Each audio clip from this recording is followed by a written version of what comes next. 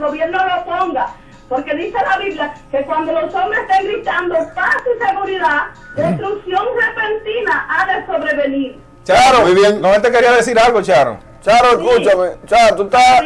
Está bueno que tú plantees tus argumentos, pero no me atribuyas cosas que yo no he dicho. O sea, yo nunca en ningún momento he ido en contra de ese planteamiento que tú dices.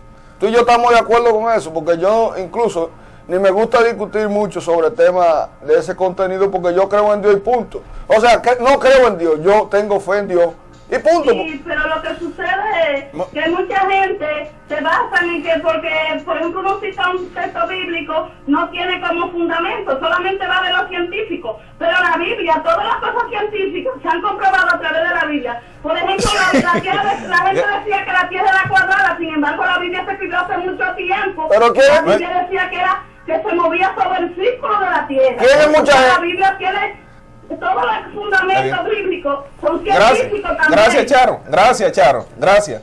Profesor, bueno, después de este incidente, ¿verdad?, que te atribuyeron lo que dijo la muchacha anterior, hay un asunto que usted cita aquí que me gustaría que haga una valoración importante. Usted dice que estamos en presencia de un cambio.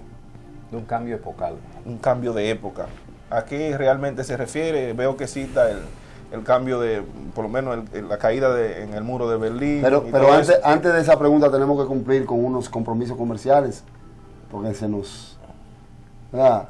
Primero los compromisos comerciales, luego... Bueno, el profesor Radamés dijo que una de las cosas que había que hacer era la tolerancia, ¿verdad? Aprender a... Sí, no, claro. Luego de la pausa. Hay que convivir con los anuncios, profesor. Muy bien. O sea, de nuevo aquí en nuestros estudios, ahora en la recta final de este debate en Pensamiento y Sociedad, continuamos con una pregunta interesante del profesor Eulogio Silverio hacia nuestro invitado, profesor Radamés García. Era sobre el cambio de epocal. Muy bien. Yo decía que hace 20 años se produjo la caída del muro de Berlín y todo eso significó el inicio de una nueva época. Una nueva época. Porque el mundo estaba fundamentalmente dos grandes potencias enfrentadas, Rusia y Estados Unidos, pero al caer el muro de Berlín, que cae ese socialismo autoritario y burocrático en Europa del Este, ¿verdad?, y Rusia, pues surge una nueva época, donde aparece la hegemonía, una nueva potencia, una única potencia, la hegemonía del neoliberalismo. Incluso Fukuyama llegó a decir, un filósofo de origen japonés, norteamericano, que habló del fin de la historia. La historia no tiene fin. Bueno, entonces, sí, eso sería una visión lineal, metafísica. Sí, una visión fundamentalista. Con concepción metafísica fundamental. Entonces, luego, sin embargo, esa época que se inició con la caída del muro de Berlín ha terminado. Yo lo sostengo que ha terminado. Y yo pongo la crisis mundial y sobre todo lo que es la caída de Lehman Brothers en Estados Unidos y toda esta caída financiera. Tenemos una llamada, profesor. Toda esta caída financiera da lugar a una nueva época donde ya tenemos un mundo multipolar. Ya Estados Unidos, aunque sigue siendo la primera potencia militar, ya no es la única. Por eso incluso algunos dicen, han tenido que acudir a China.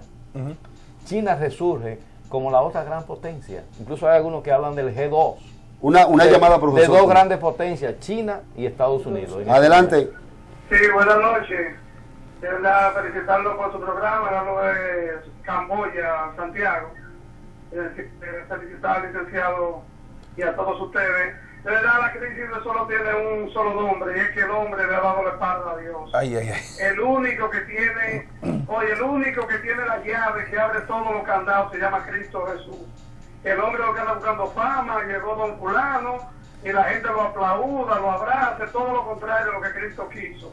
Bueno. Jesucristo levantaba un muerto y le decía, vete y no se lo diga a nadie.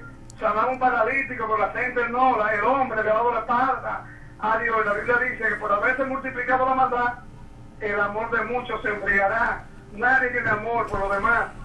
Bien, vamos a tener que invitarlo para un programa que vamos a hacer sobre el destino, porque parece que la gente aquí en le gusta la parte religiosa. Profesor, me gustaría el próximo programa de la próxima semana. Que termine la idea y que luego nos hable un poco de la... Yo digo que estamos en un cambio de época, y ese cambio de época se inició 20 años después de la caída del muro de Berlín. Ya estamos en otra época. ¿Cambio de época para mejor época o para una época peor? No, yo creo que en el mundo hay una nueva conciencia sobre la necesidad de avanzar hacia una sociedad distinta, de respeto a la naturaleza, de convivencia, de respeto a la diversidad. Todavía hay muchos problemas para eso, pero ese es el gran reto que enfrentamos de cara al futuro. Y lo planteamos como una especie de utopía, ¿no?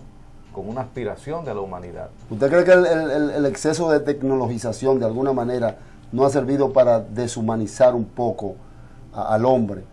Bueno, en esta sociedad industrial. La tecnología es importante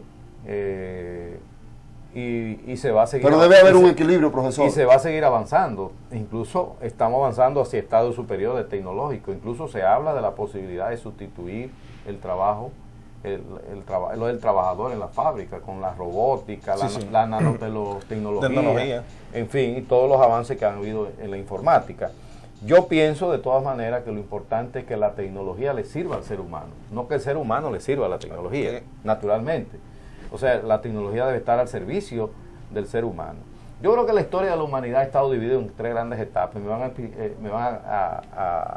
Le voy a pedir excusa a los que siempre tienen una lectura exclusivamente religiosa. Yo creo que debemos tener una lectura más amplia, religiosa. Debemos ver la lectura religiosa, pero debemos ver la lectura con una mente bien abierta y respetando todas las corrientes del pensamiento. En la humanidad han habido 3 grandes corrientes, 3 grandes etapas en la historia de la humanidad. Una donde Dios era el centro, ¿verdad? Esa es la etapa más prolongada. Dios es el centro. Viendo a Dios como todo lo sobrenatural, no importa cómo usted lo llame. Sí. Llámelo el sol, la luna o un Dios monoteísta, como son las 3 religiones monoteístas, la musulmana, la judaica y la cristiana. Pasamos a una segunda etapa donde el ser humano, sobre todo con la aparición del Renacimiento y el humanismo, ¿no?, que aparece sobre todo en Florencia y todo lo que eso significó, donde el ser humano es el punto de partida. O sea, digamos una etapa antropocéntrica. Sí, exactamente, el ser humano como centro. Pero hemos avanzado en las últimas décadas, vamos a decir en los últimos siglos, 2 siglos fundamentalmente, una etapa donde el mercado es el centro, ya no es el ser humano. Los derechos del ser humano se ven en función que tenga o no acceso al mercado. Es la exacerbación del mercado, y eso es lo que tenemos que controlar. Así como la tecnología tiene que ser controlada por el ser humano, el mercado es un medio, no es un fin. Así como la economía no es un fin. Tenemos una llamada por ahí, el mercado profesor. es un medio, no es un fin. Adelante. Capitalista, profesor. Claro. ¿Desde dónde lo llama? Sí, buenas noches. Adelante, sí. Yo lo felicito por su hermoso programa. Sí, gracias. Al mismo tiempo quiero aclararle que la situación del mundo está en que la gente ya no cree en Dios. No tienen fe en ese Dios que nos creó. Entonces la vida se ha venido contaminando con la creencia de que también en estos tiempos creemos ídolos. Ahora ídolos de los hombres es el dinero. Don dinero. El mercado, sí, el dinero. Entonces, el dinero. En eso estamos afincados y aferrados. ¿Se da cuenta? Muy bien. Perfecto. Gracias por su intervención. Tenemos una audiencia muy ese es el nuevo Dios, el mercado, el mercado y el dinero, ¿no? Claro. El dinero como una mercancía más de ahí del mercado. No sé si no él quiere decir algo, preguntar algo, pero aquí usted veo que en la conferencia tiene un resumen que me gustaría que al final nos diga algo. Al final yo planteo lo que serían los grandes retos de la sociedad dominicana en los próximos años. O sea, la sociedad dominicana tiene serios problemas, ha estado muy impactada por la crisis mundial, pero tiene problemas que vienen arrastrándose antes de la crisis mundial, mucho antes, desde hace muchas décadas. Nosotros tenemos un agotamiento de un modelo económico en primer lugar. Ese modelo económico que se instauró hace 30 años, es decir, la economía de servicio, basado en turismo, zona franca, remesa, ese modelo está agotado ya. Y la crisis mundial lo puso en evidencia. Nosotros